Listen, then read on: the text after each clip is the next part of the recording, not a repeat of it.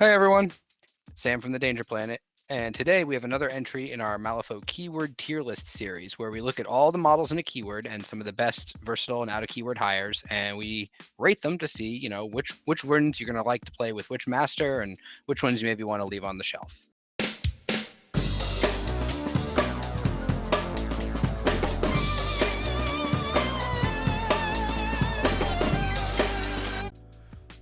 So today's video is going to be talking about Jakob Lynch, and to give us a bit more of a background about who Jakob Lynch is as a character, we're going to have friend of the channel, Mr. Defective Dice. Dice, take it away.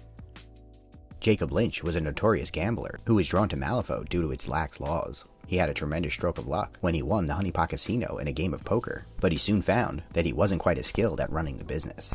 He wasn't making any money, and after a few bad investments, he found himself desperate enough to take out a loan from the 10 Thunders. The business started improving, but he wasn't able to pay back the loan in time, and finding himself in a precarious situation, Jakob decides to end it all. But before he could go through with it, two mysterious men by the names of Mr. Graves and Mr. Tannen approached him with a proposition. They wanted exclusive access to the casino's basement, and in exchange, they would give Jakob enough money to repay the 10 Thunders. Jakob happily accepted, and soon the honeypot was turning a profit, but its patron began to notice a strange glow in their regular customers' eyes. He decides to sneak into the basement to find out what's going on down there, and finds that it's inhabited by a horrible creature known as the Hungering Darkness. It turns out that Jakob is resistant to its insidious influence, known as Brilliance, so the creature offered him a deal. Lynch would become its host, allowing it to move around freely, or else he would be killed. Once again, Jakob accepted. As the business continued to flourish, the Hungering Darkness spread its influence, and Jakob started expanding his operations into different locations around the city. He developed a relationship with the Neverborn through Mr. Graves and Mr. Tannen, but eventually Nakima took over, and it all changed.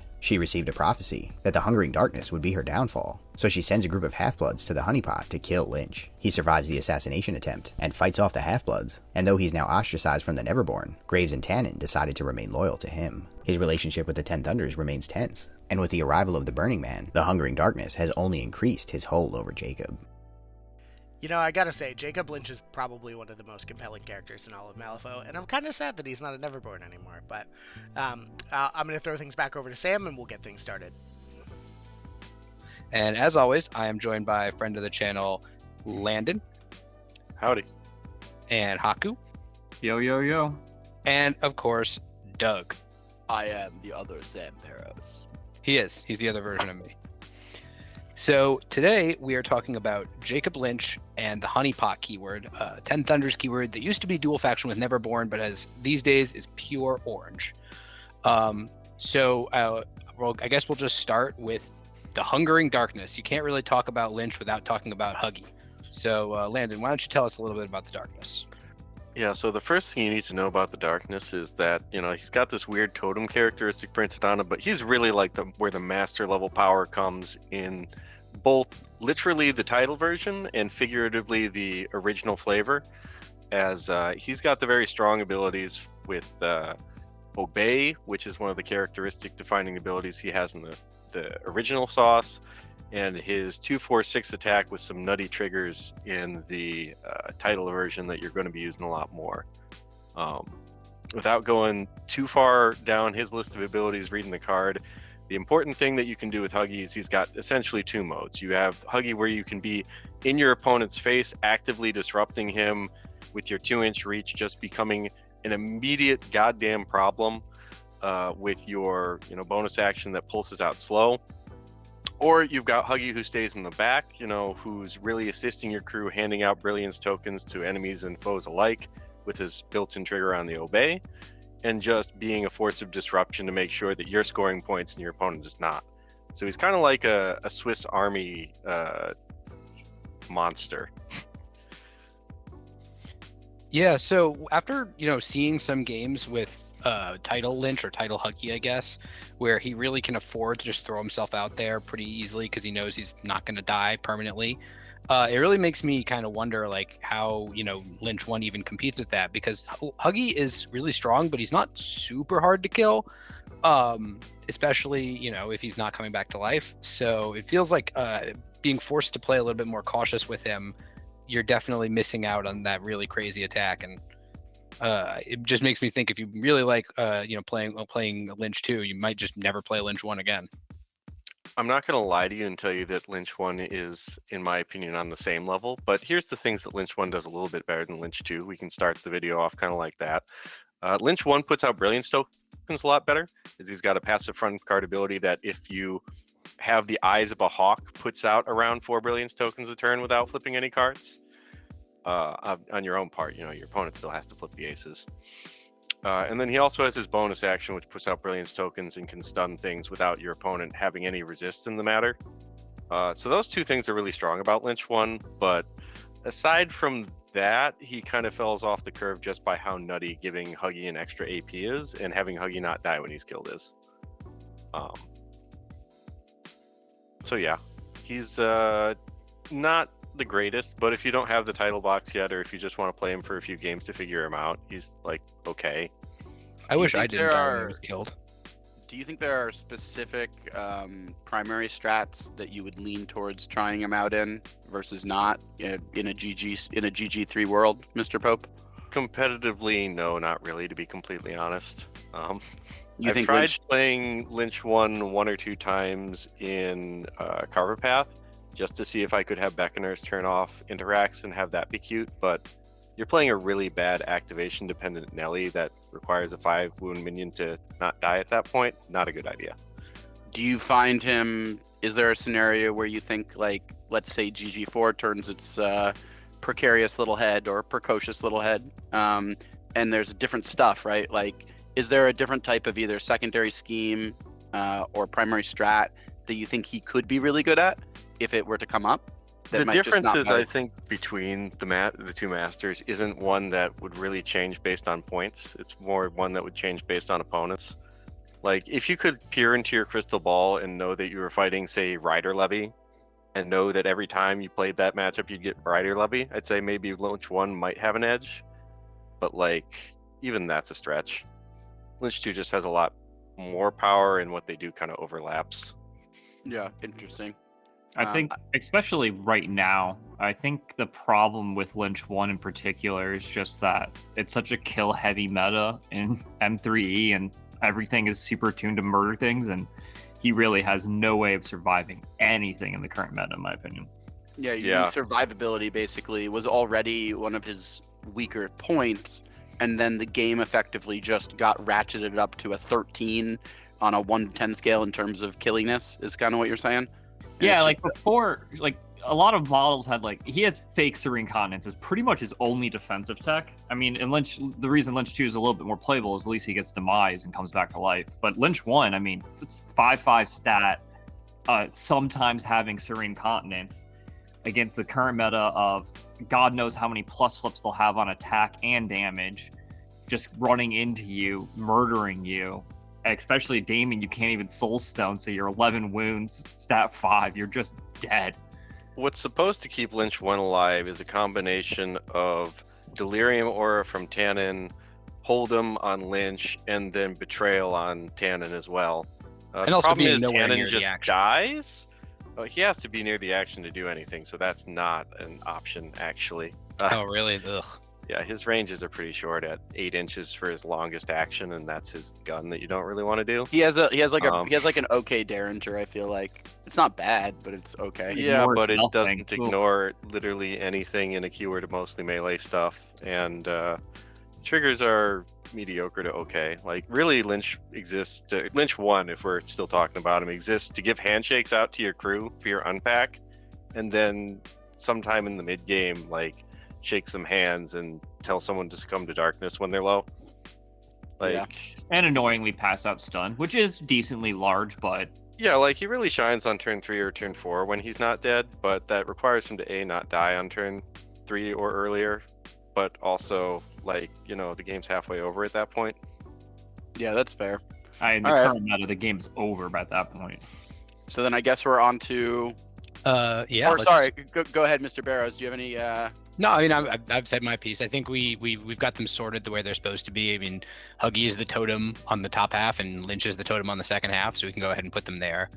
But if we're going to talk about the actual models that are hireable, I think our first pick is Gwyneth Maddox. So, Landon, what do you think of Gwyneth? So, for me personally, and I know this is different for other people, I would just slam her into never hire on both. I'm not a huge fan of Gwyneth Maddox, and that's probably going to be the hot take. So here's the first thing I don't really like about her, is that she's slow. She's move 5, 2 AP, doesn't really get up the table at all. And like, you can try and help that out with some of your other unpacked tools, but now we're putting more effort into this model that has other problems that I'll get into.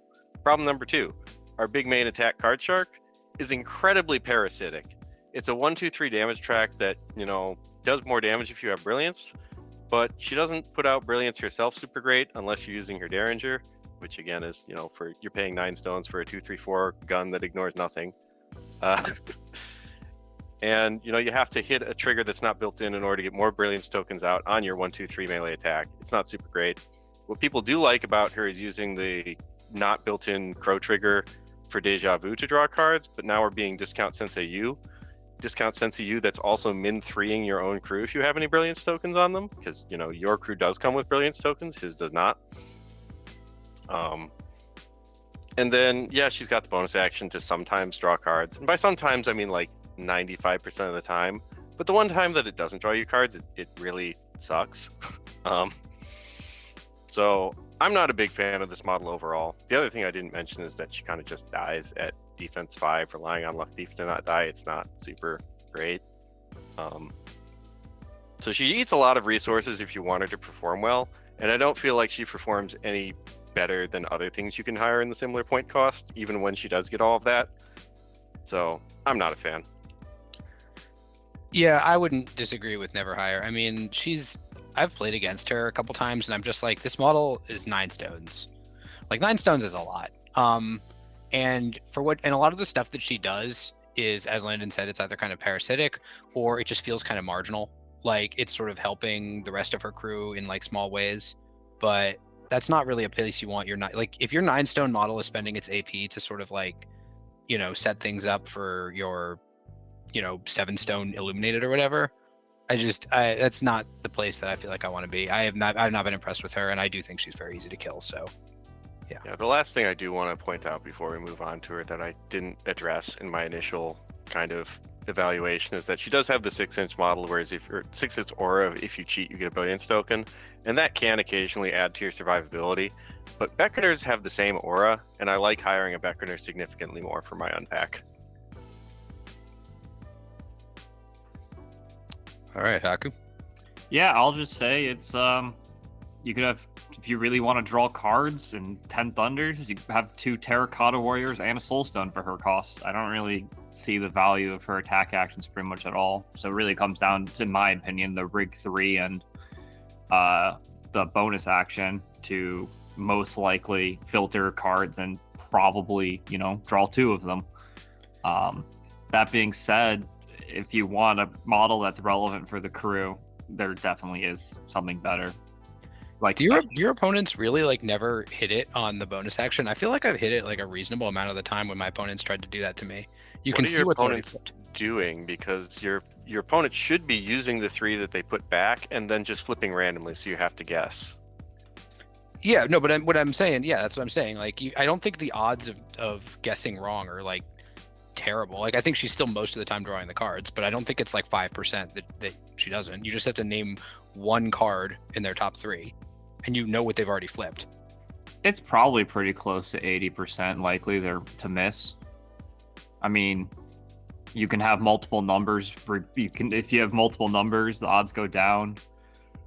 So you're looking at a 1 in 14, but it's not really 1 in 14. It's a little bit worse than that. So, or a little bit. It's a little bit better than that, right? Because you only have to match 1 of the 3 cards. Yeah, I'm saying it's a 1 in 14 3 times, but it's a little worse than that because you could have a duplicate number. Sure. So if you have but it's also not purely random because they know what you've already flipped. Kind of depends on how early you win or that whatever. Is true. It's an ability that's definitely better earlier in the turn. If I'm playing, also, like, are you really going to like dedicate yourself to looking through their discard for that? And on Vassal, I can kind of understand that, but in play person, you're asked to see their. I don't even know if you're technically allowed to ask to see their discard. It's been something that's always been like iffy on Vassal, because I don't think the rule books explicitly allow you to do that. So you're allowed to reference your own discard pile. But not don't theirs. think you're allowed to look at your opponent's. It's something we ignore and always do on Vassal, but it's not something that you're technically allowed to do in person. So I guess anyways, just like leaving aside sort of the question of that, I mean, even if we accept that it's like an 80% to succeed, like events that happen 1 in 5 times happen all the time. well, Yeah. I mean, yeah, with valuation of something, I mean, obviously should be on the statistics. I would even propose that the statistics are that 1 in 5 times it happens 100% of the time. Yeah, either it Also, happens or it doesn't. It's realistically, the more important part was the rig 3, because you filter to the 3 good cards. Now you don't care as much about those cards. So you are kind of like just drawing random cards that you don't care too much about at that point. It's to the point where you sometimes just actually intentionally attack or flip them out just so you get completely random cards. I will point out, actually, now that I think about it, I will put her to sometimes higher for Lynch 1, because I played her in Lynch 1 for one specific reason before, and that's that the draw out secrets on the gun is actually super clutch sometimes for scoring points, but I don't think it's something I need in Lynch 2. I was gonna say, as my small pebble into the pool of knowledge here, is that I would agree with her as kind of you really are never bringing her in Lynch 2. You have just so much better stuff to spend your dosh on, but I was basically about to chip in and say what Mr. Pope said here, which is I would pop her from never higher to some matchups in Lynch 1, because I think that's potentially viable. But All right, well, we're generally negative on her, but maybe she has a spot. But let's talk about another lady that I think we're gonna like a lot more, Kitty Dumont. ooh, Yeah, so Kitty's not exactly an auto-include, but so close to it that you might as well put her there for me, honestly. she's damn good, dude. Like, She's damn good. she's only gotten better with the recent change to the book where you're allowed to relent to your own simple duels. So that can be super important for her own personal mobility on her bonus action. You just push 5 towards a thing. But the other reason why I tend to find usefulness for her is her bonus action to just pitch her own Brilliance tokens to drop schemes. You know, she starts the game with 2 tokens and usually gets 1 or 2 throughout the course of the game from being obeyed by Huggy. And after putting so many tokens out onto your own guys just by doing the unpack, you very often will be able to just go anywhere you want on the board, and then the next turn try and, you know, use the bonus to drop and interact. But really, one of the important things about her in Lynch 1 is that she offers you a good way to juice up your own out of keyword hires with Brilliance tokens, so that when Huggy needs to grab health with the bonus, he can get it. And the same can be said for Lynch 2, but it's less important to keep Huggy topped off there. But the reason why it's good in Lynch 2 still is that it gets your out of keyword hires up to 3 Brilliance tokens, so that Lynch 2 can grab them with his Drawn to Darkness. So she's an excellent source of putting Brilliance tokens out on your own models. And then Reaching Tendrils is just super great for setting up alphas, for being able to push your own guys up the board into position and just get into a killing position. So she's an excellent scoring model, she's a good support model, and she schemes, you know, pretty well, while sometimes having a unsuspectingly good damage output with unassuming demeanor. Sometimes you just kind of fly in with Kitty from 10 inches away and slap someone for 3 or 4 twice with Sharp and Brilliance, and they just don't expect it. Yeah, I mean, I think you covered it. I would say, I was surprised when you said you weren't thinking about always higher at first, because, I mean, you hire this model out of keyword a bunch, and like, I can't have cut think of her a- before. Hmm? I have cut her before, but yeah, she's really good. I think if a model gets cut in very specific matchups, that's still pretty much an always higher, unless there's like a really strong countervailing reason. Yeah, I just want to point out, I think you covered pretty much everything, but I just want to point out that in this GG, I think that the fact that she can, you know, drop scheme markers without interacting is, I think, pretty good with like sabotage, with like secret meetup, with stuff like that. She's super maneuverable, and a lot of this GG's, maybe not as much on the strats, which are very much about taking and holding a space, but a lot of the schemes are like have a model in the right place and maybe have a single scheme marker in the right place, and Kitty is just a very maneuverable model that can really get where she needs to be and put a scheme marker there. So yeah, I'd say always higher. I'm right there with you. I think also almost explicitly for the buff that the fact that you can now voluntarily fail your TN duels to gain Brilliance tokens with her. It's a great way of getting Brilliance token on models, which, you know, is pretty decent. So I like her. She's good. And our opinion of her is probably to a degree improved by the fact that she's really extra good with Lynch too, who is really good.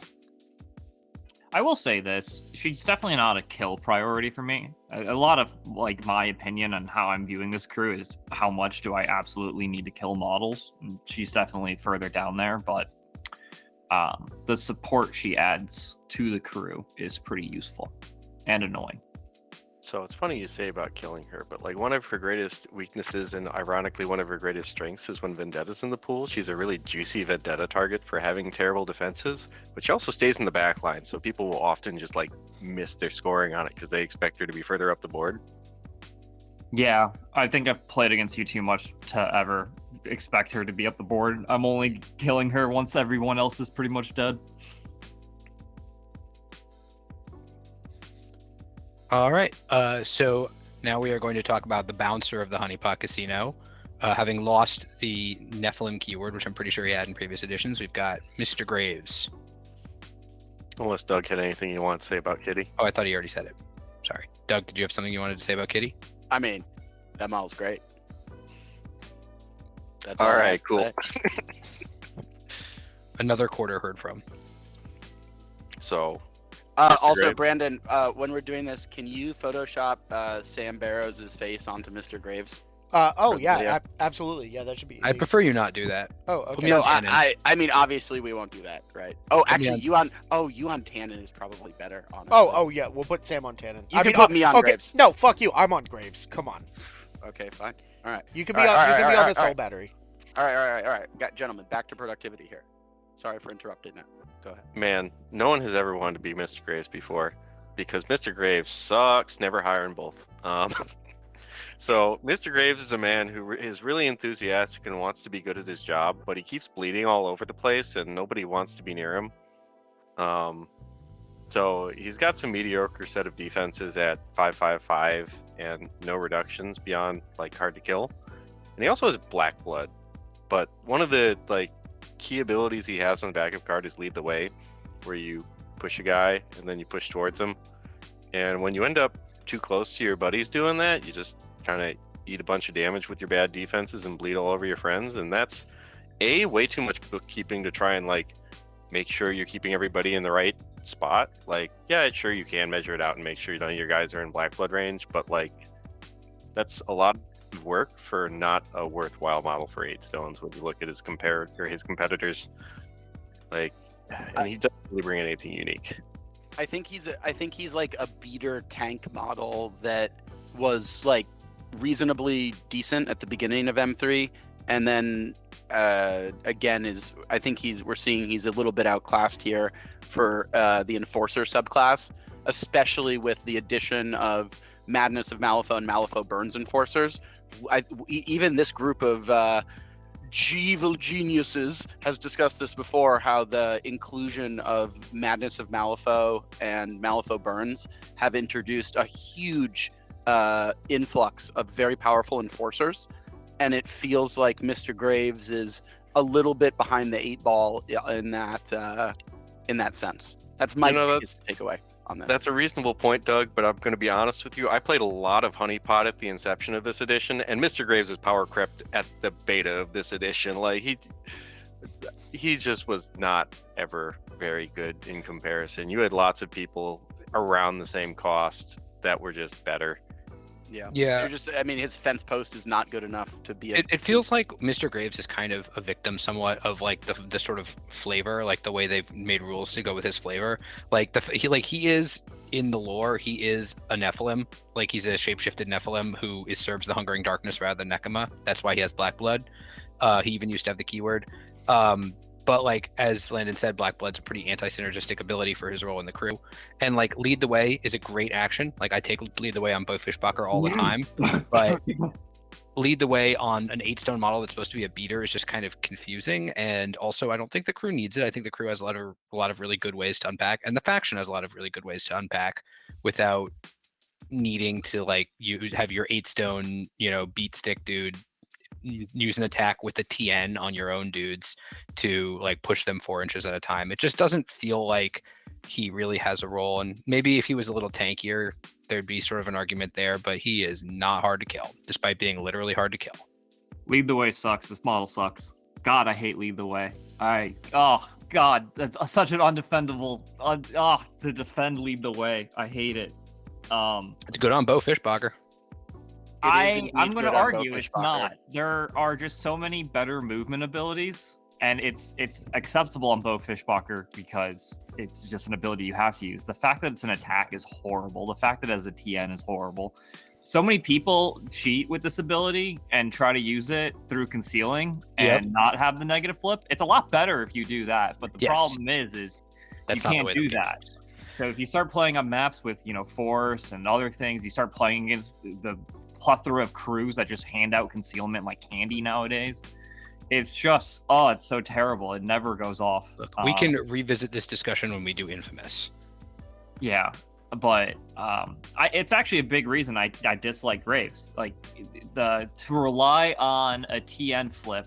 I mean, at least in Honeypot, you have rigged the deck, so you can actually pass it because he rigs 2. So no matter what, you can neg flip pass it pretty securely. But God, it feels a little terrible. But at least it's something. As to the other point of him tank ability, I don't know why he's not a henchman. Kind of just needs that to exist as a model, and even then you probably still never hire this guy. And the fact that he's an enforcer is actually just mind-blowing. He dies so hilariously fast. All right, I mean, fair enough. Screw this guy, apparently. Well, let's see if his little buddy fares any better. How's Mr. Tannen? Mr. Barrows. Didn't you do your thing? No, we're gonna call Mr. Tannen Mr. Barrows. Oh, okay. How's Mr. Barrows, Landon? Yeah, Tannen's great. You don't take him all the time, so I would definitely slap him to some matchups for both. But he's one of the powerhouse reasons to try and declare the crew if you can get away with it. Boring Conversation in Lynch 1 is... Well, actually, you know what? Let's put him in auto-include for Lynch 1. Back when we didn't have Lynch 2 as a different game plan, I would say he was sometimes, but now that we have Lynch 2 for the game plan where you wouldn't want Tannen, he's definitely an always for that crew.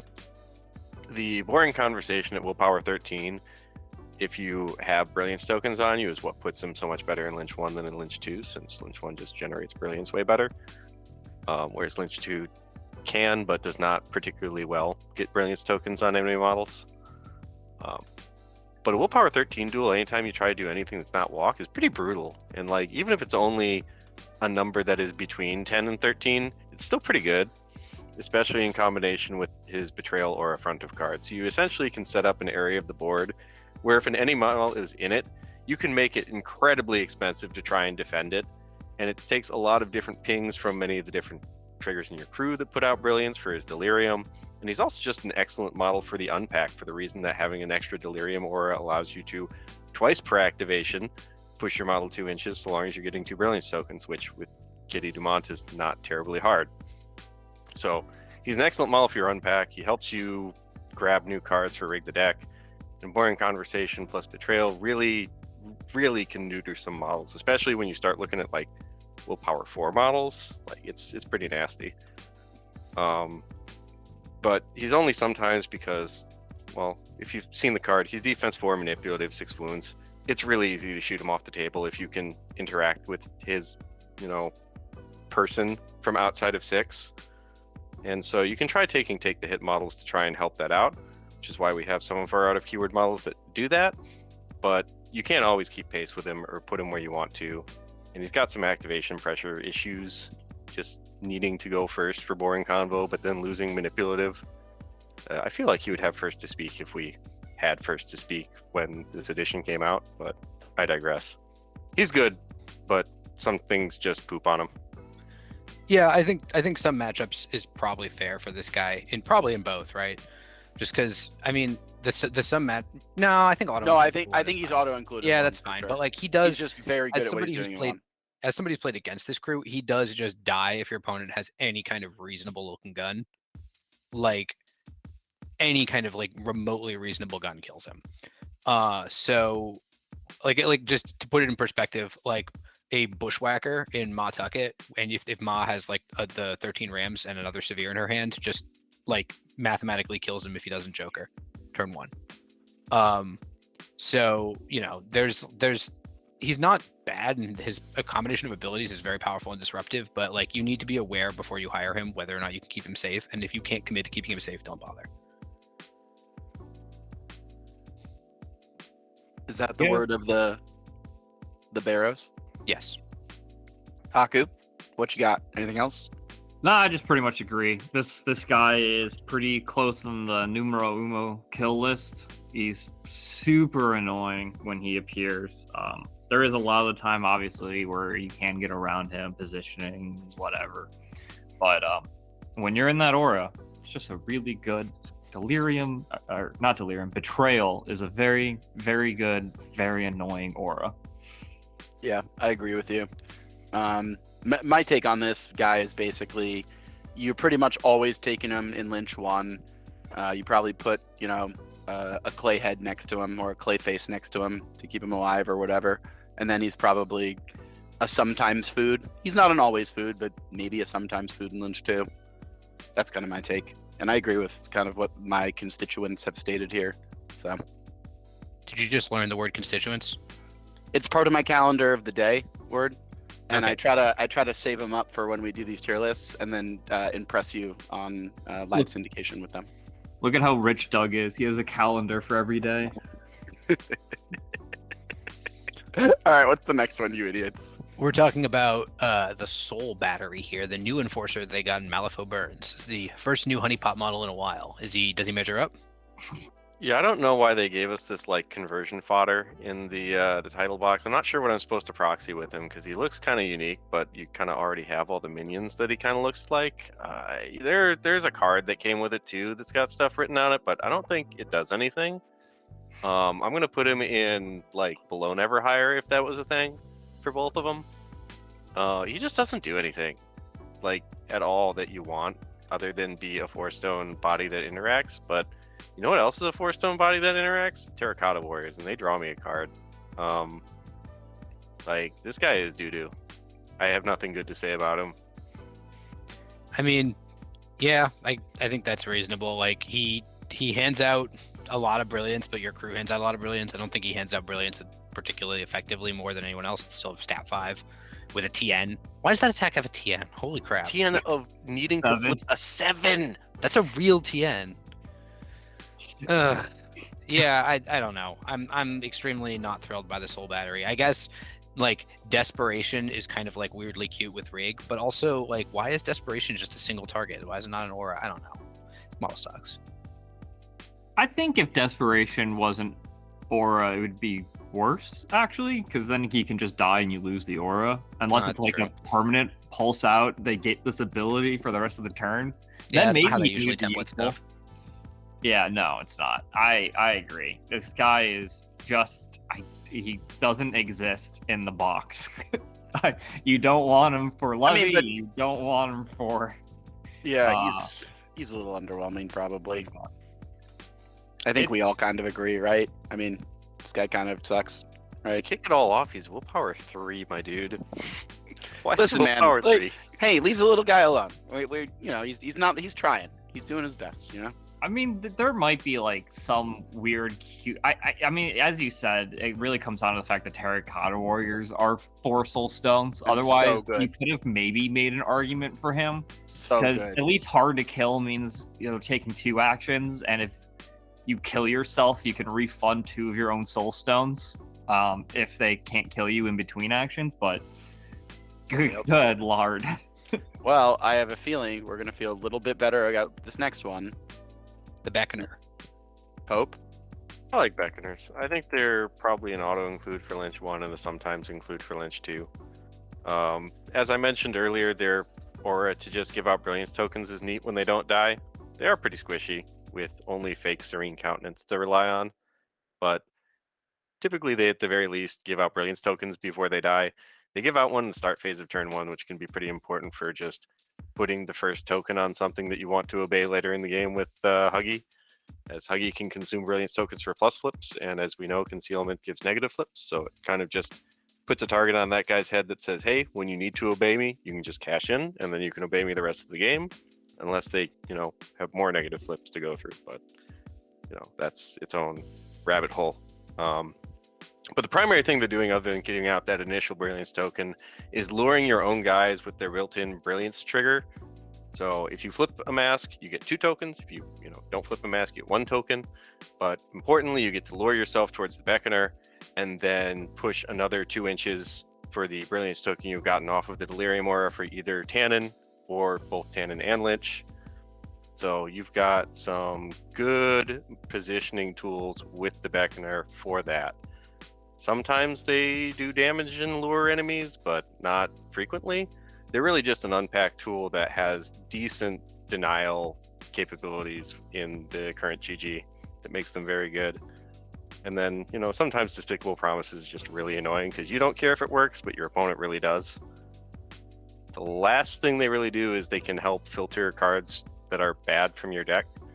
With, Rig the Deck, you can rig a poor card on top, flip for your defense first for your lure, and then try and flip a 6 for your lure attempt. And if you don't do that, well, then you can either cheat it or you can, just try again and relent the second one. So yeah, they're really good at getting bad cards off the deck. And yeah, they might die, but they usually do something important first. Yeah, 5 stones is kind of my breakpoint for a model where, like, I'm happy if it does something, like something reasonable. I think that I've talked and I've written in my column about sort of the 5-stone minion problem, which is that they just die. But I think the sort of caveat there is a lot of times they just die before they do something worthwhile. And Beckoners, I think, will almost always do something worthwhile before they die because a lot of their value happens on turn 1. So I don't think you'd ever feel bad hiring one. Like it's never going to be like a disastrous hire. I agree. They are pretty good. I will say I would be a little more worried in the current meta with how prevalent ranged 5 damage attacks are. These guys do just literally get one shot by those. So that's a little bit of a problem. So you have to be a little careful into who you're hiring against. Because you're kind of fine with melee ones, because at least then you pull the enemy into you and you die, and then they're in, your aura bubble shenanigans stuff of all your other models. But if they do have good range 5 damage, then it's a little more risky hiring these models.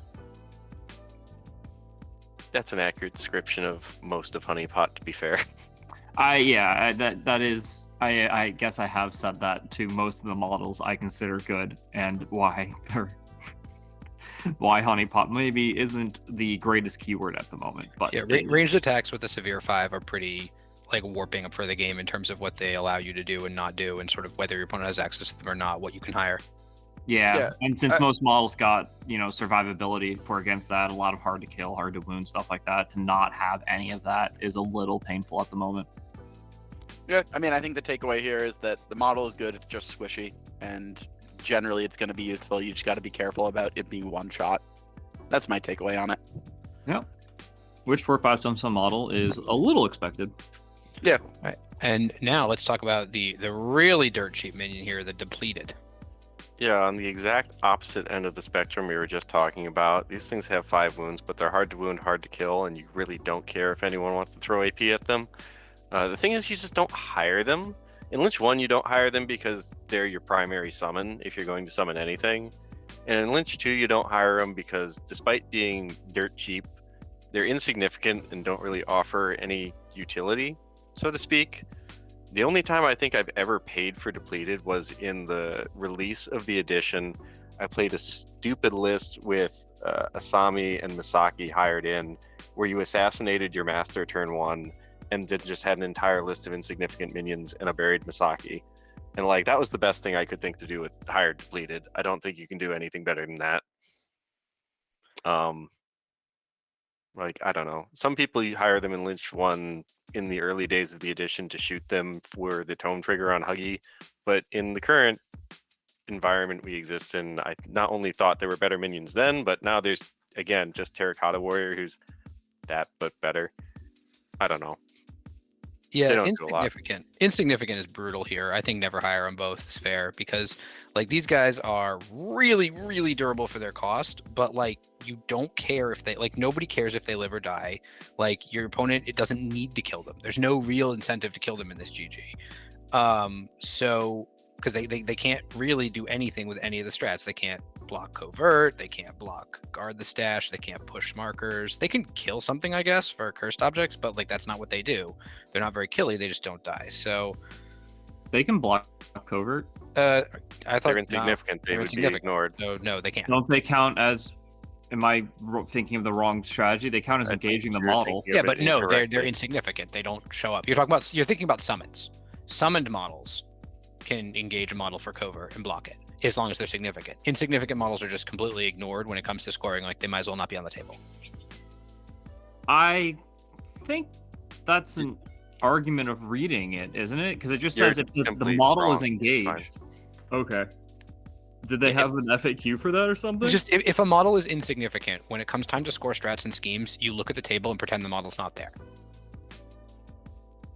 Well, I mean that's an argument, I guess. I'm not mean- exactly 100% convinced. Anyways, I am very, very sure that they do not that they are they do Let's not. move They're on. ignored. But let's move on. Okay. Yeah. Doug, you have thoughts? My thoughts are that I very rarely have played with or against these models and don't really have a lot to contribute, to be honest. Also, that list that Pope just talked about is freaking wild. That's nonsense. That's utter nonsense, Pope. That Yeah, it was really Mazoculus, funny. I played that's it once. nonsense. I'm That's actually There's really an nonsense. easier sad way these to do guys it aren't. currently, I think. But I'm really Well, sad these guys aren't better. I like my paint job for them. They're cool models. All right, okay, on to the next one. All right. So, God, what even is that? I can't identify. Is that an An Illuminated? Illuminated. Oh, It's that's one of the those weird Illuminated. new cards for the Illuminated that don't have like the cool Super Saiyan Illuminated. Yeah. Um, So these guys are kind of at the other end of the spectrum of, honeypot patrons. These are the guys who, rather than kind of become, Brilliance crack addicts, they became like Brilliance bath salts addicts, the kind that like eat faces. yeah, so these guys are some matchups for both, I would say. They're not like stellar 7-stone models, but they're not bad 7-stone models either. When I'm taking one of these, they typically come with the hard to kill upgrade, which synergizes naturally with their ability to heal for a crap ton by themselves without anybody else kind of figuring into the equation. In Lynch 1, their rating kind of goes up just a bit because Terrifying helps you push through a bit more cards flipped to get to those juicy aces to put out Brilliance for free.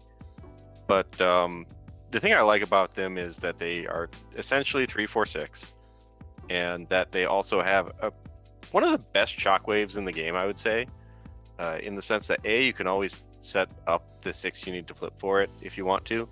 2 damage in 2 inches is really good, and then it also does a thing. And it's versus willpower on a decent like 13. So like normally we're pretty down on shockwaves, but when you talk about shockwaves, there's a big difference between a 1-inch shockwave and a 2-inch shockwave. That the difference between 1 and 2 does not like properly express. A 2-inch shockwave is more than twice as good as a 1-inch shockwave. Like a 1-inch shockwave hits 1, maybe 2 models. A 2-inch shockwave hits like 2, maybe 3 or 4 models. Like it's good. They do die when they're killed if you don't take the hard to kill upgrade. Like it's not the hardest to blow through. Terrifying, defense 5, 7 wounds, but that's what hard kill's for. Hard to kill on 7 wounds is kind of like an awkward roadblock for some people. That's for all the healing. 7 wounds is enough that it's hard to chip them down. You have to like send something real after them. So, and if people do try to chip them down, they heal pretty well, as you said. Yeah, I mean these guys, I don't know. I'm reserving judgment because I've never really been impressed when I see them on the board, but I think that this is a keyword with a lot of fairly unimpressive models. So maybe it's that's just what you have to work with. Yeah, I mean, if you have the starter box and not a ton of collection, you'll play a lot of these. And when you get a larger collection, you might play one sometimes. Like, I've played one in recent memory when I was hiring Second Master McCabe for some other reason. I can't remember why. Because, 3-4-6 with a, -1 to their stat, and then the, precise really kills things pretty good, actually, especially when you're fast. So they can get pretty good. Highs and lows on this model, though, I guess is the takeaway. I think he's like a medium level beat stick that like is a sometimes food. It's like my takeaway, mostly. Yeah, it's hard to find this kind of damage output for 7 stones, but like he will die. Yeah, and also he's a minion, so you can use him for specific schemes and strats if they're applicable. Maybe you had like a catch and release scenario or some shit going on. I don't know. Maybe that's why you took him. Yeah, You that know, makes and sense. Like the fact that he's like a medium level beat stick that is also a minion means that he can score in certain scenarios that are really interesting in certain scheme and strat pools, you know. That's probably my thought on it. That's like the only other little tidbitty of wisdom I can offer here. Yeah, like the primary thing that I really like about him when I was using him before is that you put him with the hard to kill upgrade, you park him next to Tannen, and he's Tannen's best friend for the game. And the scintillating cloud is good enough that you don't mind standing in like the mid to back of the action to just kind of like shoot people out of the bubble with the shockwave. And that's just like kind of okay. But he's also such that you know, he can live through taking a hit or two with hard to kill and then just kind of reset.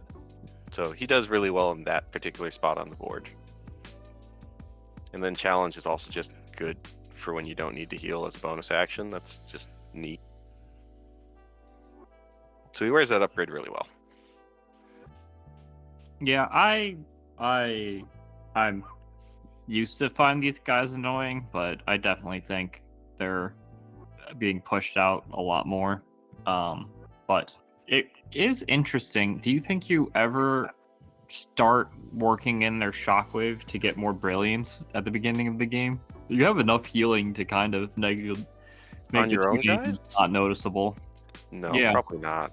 Like, no. You just have a way better way to unpack that you don't need to damage your guys, so I don't really find the need to do that. Yeah, you don't really. Do you ever find yourself, and you probably aren't going to ever find yourself needing more brilliance now that Kitty hands it out so much better? Yeah. Yeah. Yeah. Anyways, that is pretty much all the Honeypot models, but we've got some pretty cool out of keyword hires to look at, and we'll start with Have you met my friend Bill? a perennial favorite of the channel, Bill Algren. You know, I actually just had a funny thought about Illuminated, though. You could totally Joker fish with the new Relent thing by just shockwaving your own crew with anything and then just toolsing up the card. I guess we can put that in the Kunoichi section. I'll just bring it up then. Anyways, yeah, Bill's cool. Wait, when you choose to fail, you No, don't. no, we're on to Bill. Kunoichi What? it later. We're on to Bill. Yeah, so on Bill's Bill. cool. He's everything Graves wishes he was. He's, you know, a defense 5 model with armor this time who can use soul stones and has bodyguard just like Mr. Graves has. And he can move your guys around just like Mr. Graves can. And he generates pass tokens just like, oh no, Mr. Graves doesn't do that.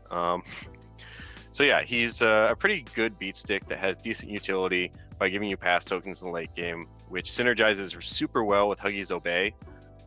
Because once you have activation control and you can tell anyone on the board to do what you want them to do, it gets really easy to score and deny points. He kind of becomes a priority kill target for your opponent just because if he lets them live to the late game, you just get the overwhelming scoring advantage based on leverage. And he's reasonably okay at not dying at defense 5 armor 1 soul stones versus most things. And if they have to kill him, you can usually make that unfavorable for your opponent with all of the cool auras you have that make stuff miserable for your opponent to do things. So he's just kind of an amazing denial piece that does decent damage. Thus, he is a good model for this keyword that kind of lacks that kind of tanky damage dealer outside of the Master and Henchman. By Master and Henchman, I mean Master and Totem. Yeah, I mean, I guess what we learned from this is that when it comes to hiring bouncers, Yoko is like a way better judge of character than Lynch. Like she Yes. just did a way better job. Yeah, I mean, if you look at a lot of the like weird little auras and like the stuff that Tannen does, this crew really seems like what it wants to do is like set your opponent up in kind of a misery swamp of just like debuffs and overlapping, auras, and then have a nasty person, like a nasty, swamp troll to like sit in your misery swamp and like kill things or be hard to kill. And the crew doesn't really have that because none of their models are particularly hard to kill or do damage aside from the, totem. But Bill does. Bill definitely does. Yeah, Bill's good. He's a good model in 10 Thunders. Arguably one of their best models, I think. And yeah, he does really well in Honeypot. And one of the reasons for that is with the misery swamp, as you mentioned.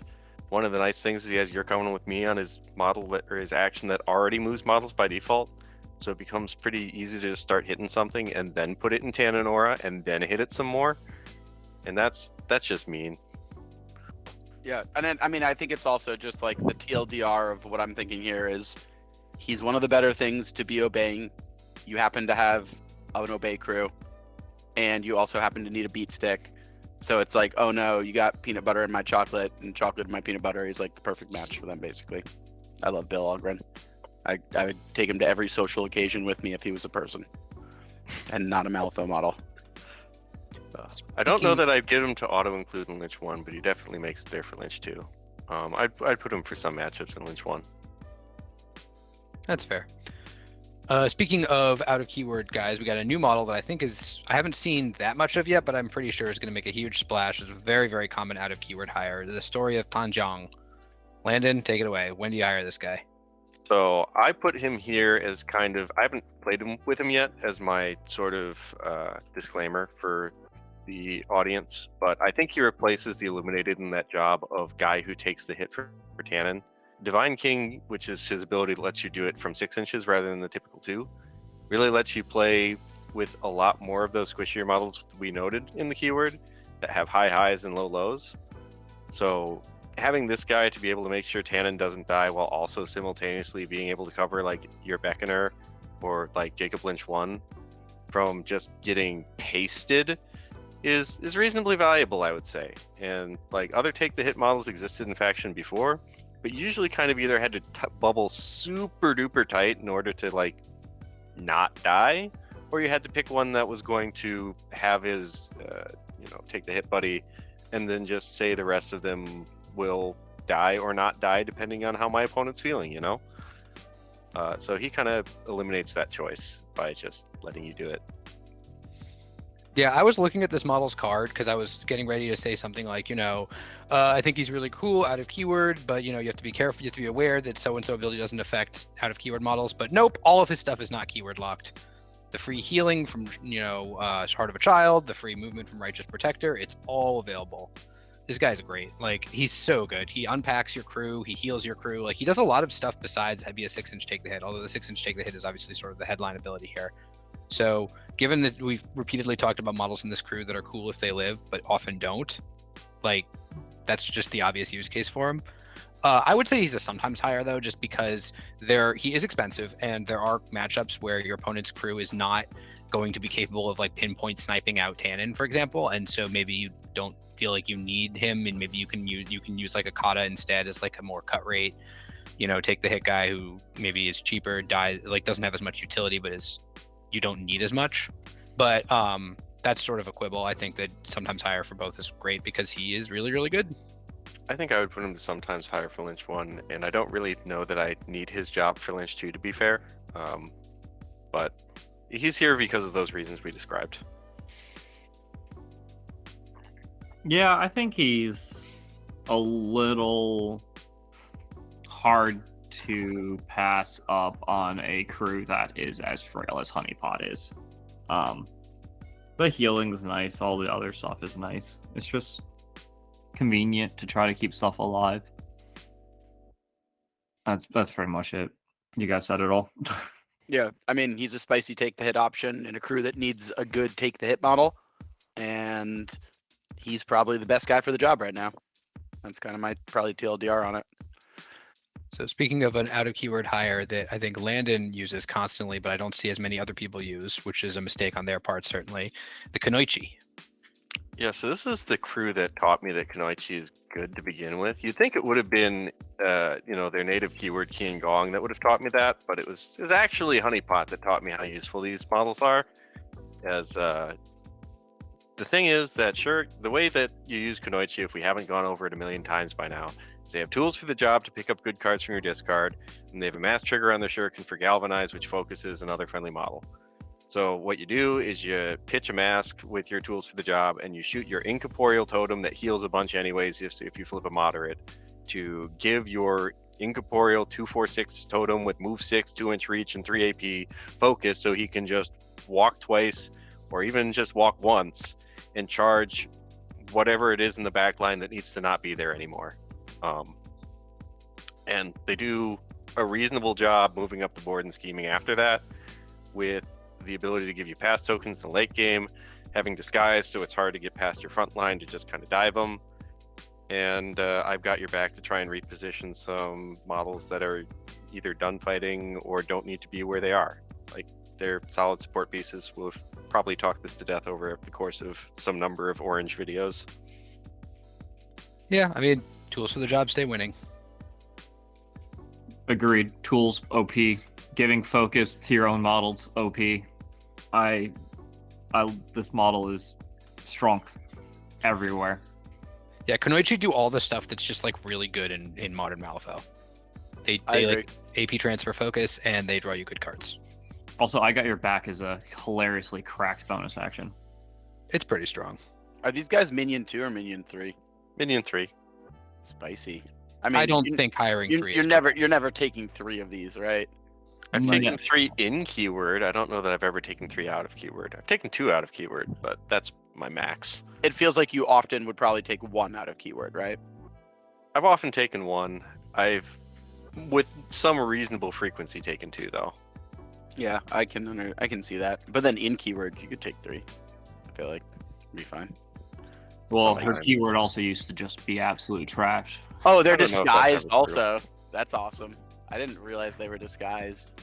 Her keyword, I think, has historically been one of the best keywords in Orange. It's just that it never had a good master for most of the game's life. That's might be fair. Well, but- now it does. All right, the Lone Swordsman, Mr. Pope. Lone Swordsman, also known as Fuhatsu when I'm not allowed to shoot guns. That's pretty much what I'm going to say about him, is that you take this guy when you know you're going to be expecting some key enforcers on the opponent's part that you can't just shoot to death with Fuhatsu. You get good cards and apply your critical strike beater to face. You've got a lot of different ways to relocate him in the crew by just giving him Brilliance tokens, obeying him, shoving him places if you took Bill with, Bill's relocation abilities. Kitty's literal just push something 6 inches where it needs to be. So you've got the tools to support him. He does good damage against the targets he's supposed to. That's all there is to say. Yeah, taking this guy in Lynch kind of feels like bargain bin taking him in Yoko too. You've got card draw off of Rig the Deck. It's not as good as drawing 2/13s out of your discard. And you've got repositioning that's probably not quite as good as Gather Intel. But yeah, he does what he does, and we all know what he does. Black Jokers and dies? Yes. The thing about him that is slightly better here than it is in Yoko is that you have this weird drip healing to try and keep him above hard to kill. Depending he on which also has models you've armor got. too. This guy's good. Yeah. You guys are talking like he's a little snow, a unique special snowflake running around made of paper. This guy's armor, hard to kill, ruthless, and can very easily schmongle people. Is armor defensive tech anymore? Sorry, I forgot. Everyone ignores it, don't they? Oh, put you the spiciest take. Yes, it's defensive tech. You monkel. All right. This guy is pretty close to paper though. I really don't think you should I necessarily. guess he is predict def that 5 quickly. stat. He is def 5 stat on an enforcer body. Yeah. I think And to be in such a key spot as in forward on the map, there are so many models that kill him pretty efficiently at the moment. Yeah, he's a Def 5 enforcer that needs to get into melee to do stuff. That last sentence is pretty critical. But when you dive him, aren't you often diving him alongside Huggy McHuggerson? Isn't that the plan most of the time? You're just like wiping out a flank or whatever. Isn't that viable to do with this fine young gentleman? So when I have played him, it's been more of he's got one piece he's supposed to kill, and he does as much damage as he can to that piece, and then he dies. Because that's just kind of how Last Breath works. Yeah, I guess that's fair. It's disingenuous to say this man has 8 wounds, because he really usually has 4. Yikes. Yeah, I think there's... Yeah, I think that's a very accurate take on him. He's very good at going in and killing one guy and then immediately dying. Yeah, and you just hope he does a little bit extra or gets the good value when he's supposed to. All right, fair enough. All right, we're going to the Pantsless Wonder, and by that I don't mean myself right now. I mean, you know, Foo-foo. Foo-foo.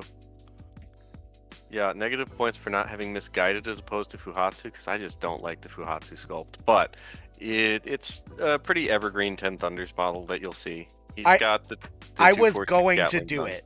I was gonna do it, but it doesn't say Fuhatsu on the front of the card. That's why I chose that one. I literally had it downloaded and ready to go. I'm so sorry. I'll do it next time. That makes sense. But hold on. You're going to have plenty of opportunities because Fuhatsu is going to show up on every single one of these we do in 10 Thunders. I vow now that the next orange tier list we do, I will make Fuhatsu Misguided. But can we also just make sure that Sam is Tannen, you're Graves, and I'm Fuhatsu? Yeah, I'm game, Doug. Put his head That on the sounds soul great. battery. Oh, No, put me head on Fuhatsu. it's going on the soul battery, but I'll do Fuhatsu too. All right, fine. All right. You can couple 2 Dougs. So the brief laundry list of why Fuhatsu is decent in this keyword. Probably put it right next to the Lone Swordsman in some matchups because you don't take it all the time. So you get good cards, right? You have good positioning tools, and then you just, marry your good cards and your good positioning tools with your decent attack, and then you kill things. That's the basic explanation. But beyond that, it is really just that. No, actually, really, it's just that. I mean, that's It's enough. hard to say anything new. Yeah, I mean, I don't really have anything to add to that. Everyone knows what Fuhatsu does. Everyone knows that Fuhatsu is going to show up in most of our 10 Thunders tier lists because he does that thing really well. I think maybe he's slightly better than average with Lynch because you have card draw and repositioning, but... Oh, that was the other thing I was going to say. If you are taking Gwyneth, you're probably taking Fuhatsu every time just to have something to punch to draw cards. Actually, I guess you can do that. Yeah, something that doesn't come with Brilliance tokens that you can punch to draw cards. Maybe you do that to Huggy, but do it either way. It's fine. Yeah, I don't. There's nothing more to say about Fuhatsu. He's Fuhatsu. He dies. That's what I'll say. I'll give my kill this model. He dies super easily now that he's not a henchman, and yeah. I mean, we all agree that this is like a marquee model in generally 10 Thunders to hire for range DPS, though. Like that's a consensus on all of us, right? Yeah. It's definitely fallen off, obviously. He's not as much of a build around as he was anymore. Still a very consistent take and a very good model, but it's no longer your inherent game plan, which is pretty nice. I mean, and not, where model should be. You're talking about pre-nerf when he used to be a henchman, right? Yeah. Yeah, I mean, yeah, and he had rapid fire. That was gratuitously awesome. Yeah, he was very, very good. I'm still on the side that it was kind of a side grade, just because the other tech he picked up is pretty nice, and obviously he lost. I believe he lost the slow stone cost. Yeah, he did. He went down 1. And he's in a pretty nice spot right now, where it's a really useful to take if you have good gun lines and you're able to go blasted. Yeah, he's an excellent example of how to change a model. Yeah, I think that's fair. Yeah, literally this. Please, dear God, make more of your nerfs like this instead of just removing the model from the game. Yeah, the fact that this guy and Francois got nerfed in the same round for pretty much the same reasons and ended up in 2 different positions makes me kind of sad. Yeah, because you're a filthy gremlin, Sam, and not an upstanding 10 Thunder like myself and Mr. Sheehan here. 10 Thunders are kind of the favorite child, it seems. Besides not our true, but okay. Yeah, I don't. That's a spicy take from All a right, dirty here- Arcanist. Here's my spicy 10 Thunders take. They are the child that gets to be ignored and gets to get all the good stuff because they're ignored and not loved. Sure. Okay. They're- Okay, You get away with Haku. everything. Okay, Haku. All It's right. like mom and dad forget to ground you and take away your pass tokens. Exactly. They're just like, oh yeah, right. We have that child. I forgot about it. My bad. All right, we got the Shadow Emissary. Who put this guy on the list? Yep, I put this guy on the list. So I took this a lot in Lynch 1 and like it a lot in areas where you're going to be pitching cards to take the hit in your game plan. Because the thing about Rig the Deck is you don't always have to put the bad cards back. It's something that like takes a little bit of time to learn, is that sometimes you put the good cards back and you just flip the good cards and then you don't cheat them. And then you have all these cards that are crap you don't know what to do with. You can either use them for pitching for take the hit, or you can use them for Prophecies and Thunder, which is the bonus action of the Shadow Emissary to just take your hand of bad cards, put them aside, and draw new, better cards with blackjack and hookers. And then in earlier editions of the game, concealment was more important. But this guy's also just kind of solid for being agile and having a decent wound count. Like, he was what Mr. Graves wanted to be, the 3-4-5 beater that your crew wants that repositions things. And the nice thing about Lynch is that you can usually find the 13 Rams to heave something. So, decent positional model, reasonable stats, decent budget grab, you know, because some other things might just be able to slot the How is he Emissary in. budget? He's 10 stones. I meant Yeah, like how is he budget? What? your literal human dollars budget. Oh. But otherwise, we could go with yes, he's expensive. Yeah, look, I'm not gonna, you know a lot more about Lynch than I do, so I'm not gonna gainsay you, but I've never seen this guy do shit on the board that was worth it. Savage. I'm actually 100% with Landon on this because I have seen him do exactly what he's talking about in Lynch 1. I mean, Lynch 2 utterly doesn't have a spot because it just doesn't really work with the game plan of diving in and going balls to the walls constantly. But Lynch 1, you truly do rely on the TNs and the rig the deck more. And Landon's right, keeping them and keeping low cards in order to TN and just filter into a whole new hand of like actual really good cards is a pretty good ability. And it's not like his attack is a bad follow-up. He's a willpower 7, move 6, and that's quite huge in the current meta where a lot of really great attacks are ending up being willpower attacks. Okay. I mean, I'll buy it. You guys are good. You know what you're doing. Hold on. The only good thing about this model is that he looks like Shenlong, and not Shenlong from Malifaux, Shenlong from Dragon Ball Z. This guy Shenron is the dragon. I thought it was Shenron. Aren't there like 6 of them? No, well, not technically. There really are like 2 you see in the movies, but if you want to get into the, like, It's the Shenlong. I'm looking at it right now. It's Okay. Shenlong. I vote we table this discussion forever.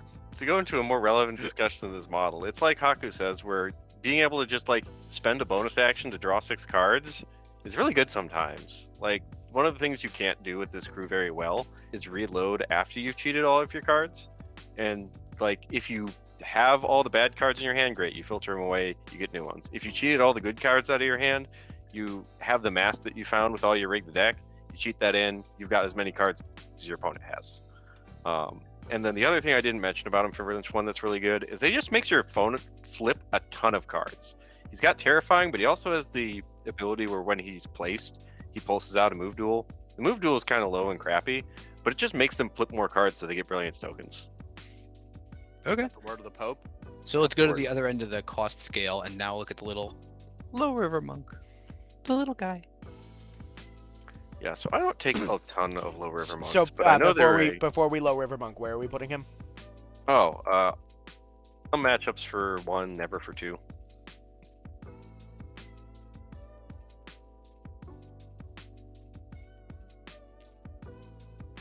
I've tried him in 2 before, but I found that I just have other uses for the points now. So Low River Monk. This guy, I don't take him a ton, but one of the reasons you would take him if you did is that he's a really good way to heal back up Lynch 2. Once Lynch 2's taken some beatings from reviving Huggy or just taking a lot of attention for threatening to revive Huggy. And so he's a decent option for that if you're trying to play a game where Lynch 2 absolutely needs to live for some reason to the end of the game. He also has an option to give out focus, but I just prefer Kunoichi for that, since you need multiple tomes to give out multiple focus. That's kind of the best I have to say about this guy. Okay. Yeah, I mean, he's cheap enough that I don't really feel like bad including him. I think healing's really strong in Malifaux right now. Like, a lot of models just want you to be able to heal. So, yeah, I don't disagree. I think it's hard to really say that like you're overspending on him, even out of keyword. Yeah, I like him as a cheap, fast little healer. I think he's good. Aku? Yeah, it's sure. They're fine. You see them everywhere. They're annoying little healing guys. Don't trip over yourself with positivity there, buddy. You know? Again, it's always going to come back to the same point for me a little bit, where they're at the moment super killable, and this is a very heavy kill meta, but we'll eventually leave GG3, so they'll be good again. But at the moment, as long as it's a very kill heavy meta, they're just kind of fodder. I would go so far as to put them never higher in 1 and sometimes higher in 2. The fundamental job of just make sure that Lynch 2 doesn't die after he revives Huggy once doesn't exist in Lynch 1. So I'm not really considering him there. I think if you get one like big round of healing where they restore like 6+ health to Lynch 2, they've done their job. All right. Now we're talking about the guy with the biggest sword in the room and the brightest hair. And that's not just Sam. It's the Kabuki Warrior. the Kabuki Warrior, depending on who you ask. Yeah, so this guy, he's a never higher for 2. The reason why he's here is for Jakob Lynch 1, who's got a couple of willpower attacks that are neat. You can essentially try and park this guy next to an important kill target in Lynch 1, and then protect it with some of your take the hit stuff, or some auras that just make him very difficult to interact with, like say boring conversation on eggs. And then you just shake someone's hand a bunch and tell them they are depleted now. Have a nice day. It's cute. It's not an always food. So he's definitely some matchups there. But you can kill a lot of things you don't expect to kill if you can get them in the misery swamp. And he's the cherry on top of the misery swamp. I'm glad people are using that term. So I get where you're coming from with this guy. I've seen a few different iterations of people out of keywording a model with distraction to like make their willpower attacks really work, and it never has seemed that strong to me as a thing to do, just because a lot of the models with distraction are really expensive and not super hard to kill, and these guys, out of keyword they are 9 stones. Yep. Like I hire Harada when I was playing Explorer Society, and I hired him in Max 2 because it was kind of a crack thing to do. But like, he's 1 more stone, but his card looks way better than their card, and it still doesn't feel good to hire him as just a distraction bot. So I don't know. I mean, I'll trust you, like I said, with the Emissary. I'll trust what you have to say. But like, I've seen a bunch of different iterations of people are hiring a distraction model out of keyword to try to make their willpower attacks work well, and it just never really seems to click.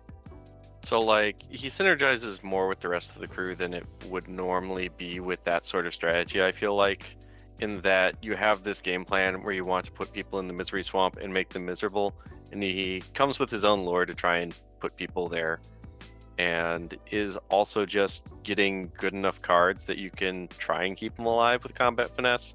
And you're really only playing Lynch 1 into crews that are already primarily melee focused, because he just sucks if your opponent has a lot of guns. So when Lynch 1 is good, his particular brand of misery swamp is decent. And you'll take it sometimes. I'll buy that. So we're basically putting this guy firmly in, he is tech for Lynch 1, you're not playing him in Lynch 2. Absolutely, he is not even worth considering at all for Lynch 2. All right, now we're going to go to the bestest boy, everyone's favorite boy, Takata. the Clayface. I got owned. You just ignore me for the discount match. Sorry, my bad. Yeah, go ahead. I mean, I assume you agree, right, Aku? Yeah. I mean, I do agree. I'm just tilted over the fact that he gets a 2-inch aura on his negative willpowers, and I'm stuck at a 1-inch aura on my negative willpower, my 2-inch range guy, which will always What's the price of soul stones. What are you? Yeah, what model correct. are you talking about? Madam Sybil, and they serve the exact same purpose. So really, it's discount Madam Sybil, and Kabuki Warrior, in my opinion, is in the same place Madam Sybil was before she was a henchman and could survive. You never really took her, and now She's always a henchman. hireable. Oh, yeah, she got buffed in a variety. She got of ways. cheaper and too. tankier, whatever. Yeah, she Healed was more. still. Yeah, she's got better. They just buffed her. All right. Yeah, fair enough. Are you ready for terracottas? I mean, I don't know how much we're going to say about them. What they do is very clear, but let's have Landon take it away. Terracotta, take hit. Terracotta, draw card. Terracotta, cheap and interact. Terracotta, good model. Bunga. Yeah, Alright. I mean, everything these guys do, it says it right on the card. But everything they do is awesome. Yeah. Yeah. The nuanced thing you can do with them is have second Tannen, because sometimes people kill Tannen and they're like, yes, I finally killed Tannen. And you say, but what about second Tannen? Oh my god, that'd be so annoying. Oh yeah. I feel like this guy often dies in the course of saving Tannen, though. He's a take the hit guy. Oh, for sure. But there are ways, like having a second terracotta. like using Terrorize to push Terracotta 8 inches away and then shooting Tannen, or Or blasting onto him. blasting on. There are ways. Okay, that's fair. Yeah, but you could also just become a soul battery. Yeah, you hire Soul Battery, kill Soul Battery with his bonus, replace him to Terracotta Warrior with the Soul Battery, and then kill the Soul Battery again for 2 more stones. I don't see any problems here. No. Definitely seems worth it. Seems like a perfect plan to me. I do think So it's kind of fun that reasonable. Kata's had a very strong role in Lynch too, as just like you, bots to basically give the really absurd healing that Lynch can give to other people to Lynch himself, and even losing that, they still have a pretty cool role in the crew. I think it's fine. I mean, I think Katas are annoying, but I don't think they're overpowered. Yeah, I think you'll probably find space for one of these in both versions. They're just really cheap, and cheap interact AP can be good, and cheap bodies are just good in GG. And as we discussed, they uniquely offset some of the weaknesses of the crew. These models are just good, and they keep squishy models alive and are also just good at the same time. They offer residual value. They really are not that expensive to hire. Like, they're good. These models are great. Big fan. Yeah, and one of the big things that they do is they're just a durable piece that your opponent doesn't want to spend AP getting rid of, that Kitty can jump to with her bonus action, because they'll pick up a few Brilliance tokens during your unpack, and then they'll just walk to wherever Kitty wants to go on the board, so that later she can just bonus action, take the Brilliance off, and then take her turn wherever she is now. Yeah, I think they do a lot of good things for this crew, I would say. So I think the biggest thing to close out on here is, we talked a lot about how we kind of feel that Lynch 1 is a little bit overshadowed right now. Lynch 2, if you're going to pick up the Honeypot keyword and bring it to a tournament, Landon, do you think it's fair to say that you're probably doing it with Lynch 2, realistically? Yeah, you're probably not bringing Lynch 1 to a tournament, if I'm being completely honest. He doesn't do a ton that's competitively great, other than the AoE stun thing, but that's like you need a magic crystal ball to know that that's good in the matchup, and it's still not necessarily strictly better in the matchup. So given that, can you walk us through kind of where Lynch 2 specifically shines? We talked a little bit, Haku talked a little bit about his divey playstyle. Can you kind of define that, and can you define like what an unpack on a Lynch 2 crew would look like, what a typical dive would look like, and then some things to look out for? I think there's some obvious gotchas here and anti-demise triggers that could be troublesome. And then on the back end, Haku and Sam, do you guys want to talk a little bit about, after Pope talks about that, how you guys approach when you run into a Lynch 2 player at a tournament? Go. Yeah. So the typical goal of your turn 1 unpack with Lynch 2 is you want to go with enough of your rig the deck models that you've hired to find a mask, if you didn't start your turn with a mask. Pitch that mask to your Kunoichi that you've hired, which you likely will hire in most games if you're playing in a tournament here, to throw shurikens at Huggy, give Huggy focus, and prepare him for the ultimate faced smongling of whatever unlucky non-soulstone using model is in the back line that annoys you. While you're throwing these shurikens, you're also moving through Kitty to pick up a few Brilliance tokens so that she has more vectors to go try and scheme with in the mid to late game.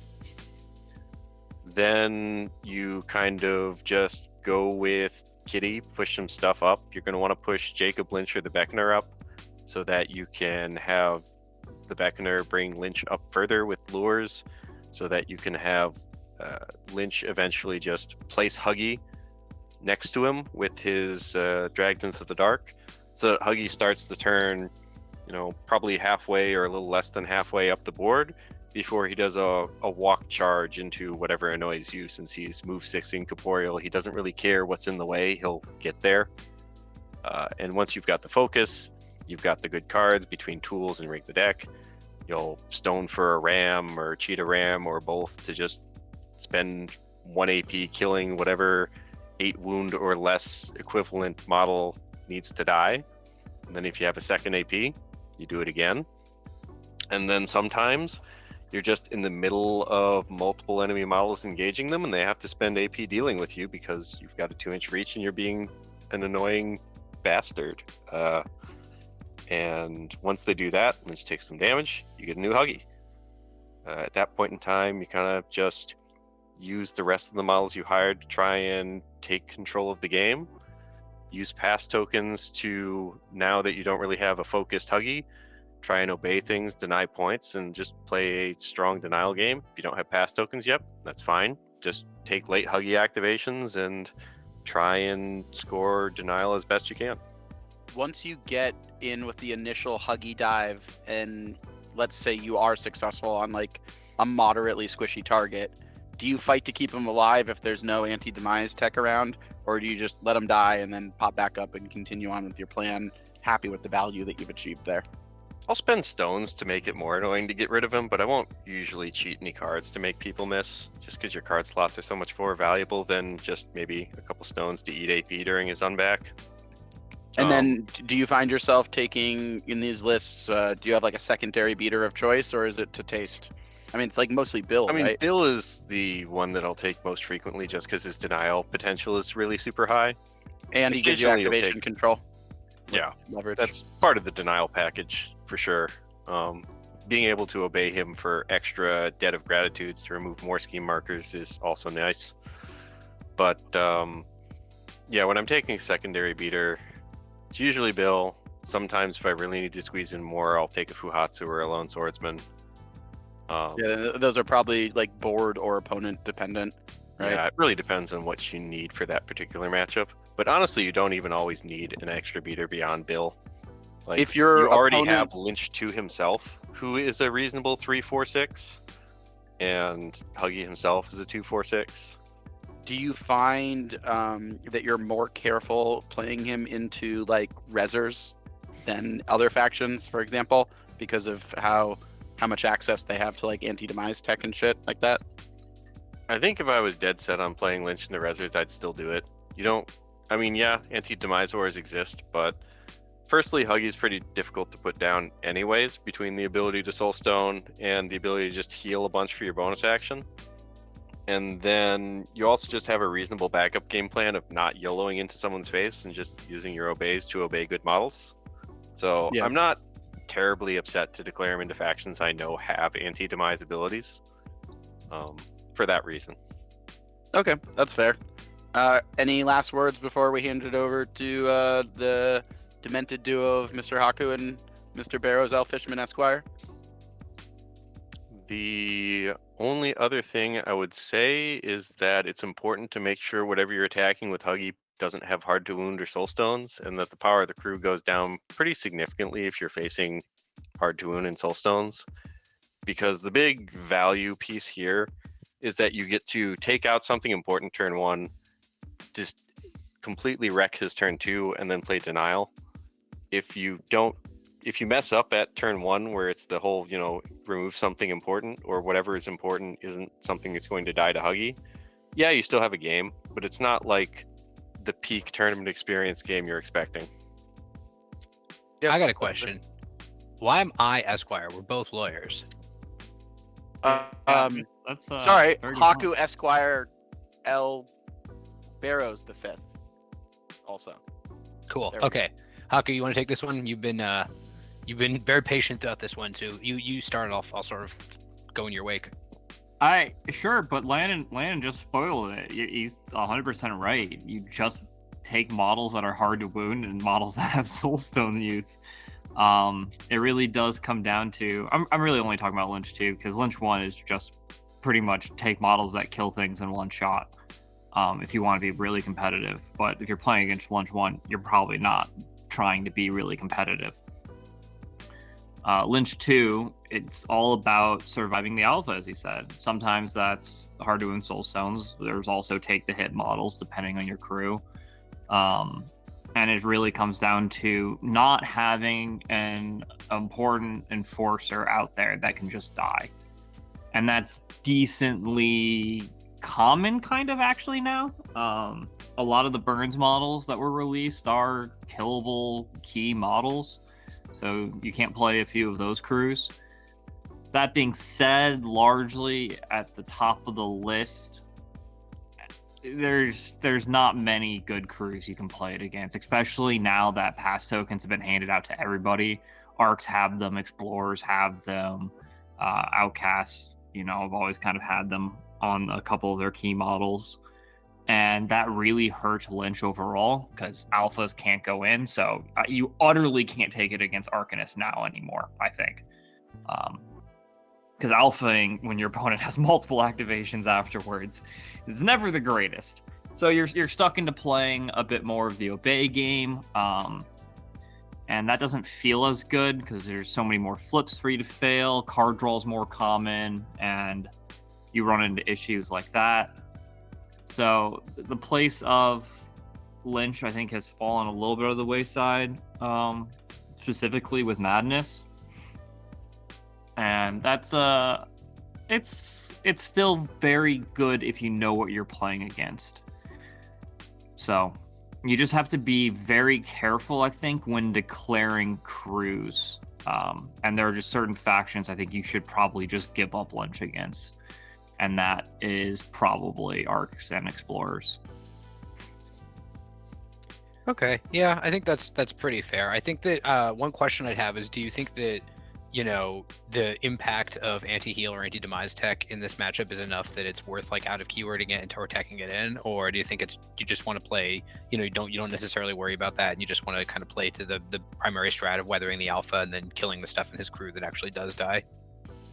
Yeah, I would say it depends on how easy it is. I mean, for the large part, I don't bother doing that, mostly because I incidentally have some of that already inherently, but I'm much more fine with just actually killing them. If you can have models with plus flips are pretty important. As we talked about, a lot of the defensive tech is pretty much just Serene Continence. Models that ignore Incorporeal are also, or Incorporeal and Ruthless, are decently important. But as for taking anti-heal, it really depends on how easy it is. Don't hire Carrion Emissary, obviously, but I guess in Rezzers you have Hanged? But I wouldn't hire a Hanged, so... I mean, you have Manos for anti-demise, right? Yeah, Manos is the one thing I'd really think of. Basically because Manos is already inherently a really good model in Rezzers, and you can, Extended Reach is also pretty good tech against Huggy. Yeah, so Manos is great. Anyone with Manos is just Extended good in Reach, that matchup. it really does come down to how cheap it is. I think anti-heal tech, though, is actually legitimately normally on models that are so inconvenient to hire and are just bad otherwise that you're not going to do it. I'm trying to think of a good one. I really can't at the moment. But I largely feel that you don't need it. It's more you're decently able to just decide to kill the rest of the crew, survive the alpha, kill the crew is pretty good. Yeah, I and think not that's even fair. that hard to pull off. I was the last time I played against this crew was Lantance, and my answer to Huggy was lock him in combat with Big Brain, make him slow every turn, and then discard cards to cancel his triggers. Turns out he hates that. So it's not even that hard to kill Huggy. I feel like if you have the activation control. I mean, obviously the big problem is definitely make sure you're able to, because otherwise he will heal back up like a motherfucker, and that's annoying as hell to deal with. But if you have the cards, you have the models to do it, just do it. Yeah, I think that's fair. So are you the Shiloh Bluff meme right now, Haku? The just do it. Just do it. it. Just do Do it. All right. Don't let your dreams be memes, Haku. So I think that this was a really good discussion, guys. I think this is a really cool keyword. I like the sort of very flat distribution of models here. There's a good mixture of things in all categories. So I think that gives people a lot of cool tools. And for those of you who really like Jakob Lynch 1, I'm just telling you, please don't be put off by what we say. You can try it, play in your local meta, see if it works. If it doesn't work for you, that's fine. You can try Jakob Lynch 2, but these are just suggestions, even though we all agree that Jakob Lynch 2 is a lot stronger. Yeah, I'll actually say this. From like a non-vassal tournament, like hyper-competitive, like even locals, I think Jakob Lynch 1 is a perfectly acceptable master. The things you do are annoying enough, unless your local meta is just like, I only run Damien, I only play Tiri, I play Tull. Let's just only be the 3 most broken masters in the game. You're almost certainly fine playing him. I think to a greater point, that's probably true with like any Malifaux master or discussion.